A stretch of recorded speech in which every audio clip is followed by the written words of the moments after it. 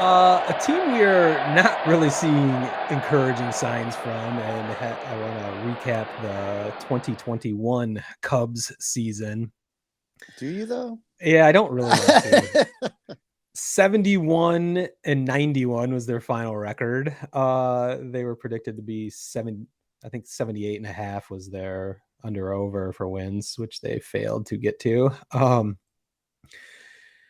The season ended under strange circumstances, a strange year for everyone, but definitely for the Cubs. They had a COVID outbreak, which seems kind of apropos considering were still one of the only few teams in Major League Baseball that never met the vaccination threshold of 85%. Um, Patrick Wisdom didn't play the final season. I believe it was Andrew Romine, one of the Flying Romine brothers, had COVID. So it's just kind of a weird ending for a shitty season. It comes out then that a potential reason they had an outbreak of COVID is former asshole of the week, Conor McGregor, when he was at Wrigley Field throwing out the first pitch and singing the seventh inning stretch, was allowed in the locker room maskless. And it's hard to say if if he had COVID and spread it. There's a lot of dots to connect there that might not be true, but just the idea that they would let a celebrity into the locker room is ridiculous, considering reporters are still not yet allowed in the locker room yet. So it's like just another layer to that asshole of the week, where I made Conor McGregor and the Cubs co-assholes of the week. It's just like, what are our priorities here? We're going to kowtow to asshole celebrities, yet we're not going to cater to our fans, whose conduit to the team are reporters, who are no longer allowed in the locker room. And I don't know when they will be again. So it's just another gross incident for a really shitty year for the Cubs. One positive you could take away is looking at the offensive numbers in the second half. Cubs are actually better. They improved by jettisoning major names like Anthony Rizzo, Javi Baez, Chris Bryant. Uh, their runs per game prior to the trade deadline was 4.2. That went up to 4.57, which is a pretty substantial increase for just a Yeah, when few you think months. about it on average, yeah. Yeah. Their batting average went from 227 to 251, which is a huge What? increase. That's crazy. That's Patrick Wisdom. That's Frank Schwindel, the Schwindy City.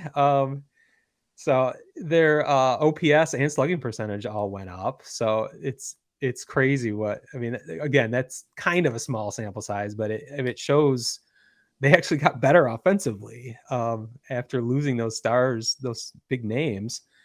I always The knew those guys were dragging the team down. Yeah, the key to their demise, though, of course, was their horrendous pitching, which the bullpen, it shows exactly what was happening the whole first half of the season. The bullpen was carrying that team, where starting pitching had failed mainly because of their own decisions by the front office. But once they removed the guts of the relief staff, that's when the ultimate collapse happened. So despite the offensive upturn, so I guess you could look at those positive numbers from kind of faceless players being better than what they had before as a positive. And of course, the Cubs have all the money in the world, despite what they will tell you. They have the potential to sign anybody they want in this offseason. They could radically alter this roster by beginning of 2022, whenever that season actually does start, which is going to be a big subject of our offseason here.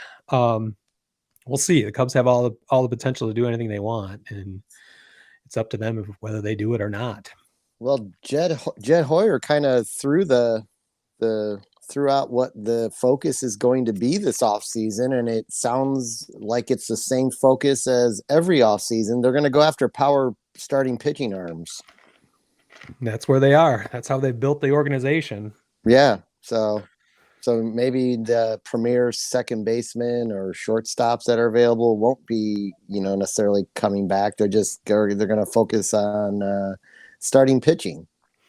I'm all for that. They have too many second basemen right now. Shortstop might be an interesting question going forward, but I mean, I've heard Trevor Story is a target. I've heard Corey Seager's a target. Those guys are going to get far more money than I think they're worth. I think they're good players, but what they're looking to get is going to be way too much. Which, again, it's not a problem for a team like the Cubs, but if they use that to say we can't spend money in other areas, that's where it becomes a problem. Again, all these conversations are uh, dependent on what the collective bargaining agreement looks like after December 12th or whenever it expires. And if there is a de facto salary cap, as we've had with the luxury tax, or if that has been removed or Right. Yeah. lowered, as Rob Manfred tried to want us to choke down a couple months ago, as he said those negotiations were going to include a floor in addition to a ceiling to the luxury tax. So there's a lot to be I mean, I like learned. I like the idea of a floor, to be honest with you. I do, but to yeah, you absolutely have to have a floor if you're gonna have a de facto ceiling. The problem is they tried to justify lowering the ceiling because Yeah, they're you gonna can't put in lower a the floor. ceiling right now. Yeah, and that's I why. mean, it's called fucking inflation. It doesn't go down. It gradually goes up over Right. time.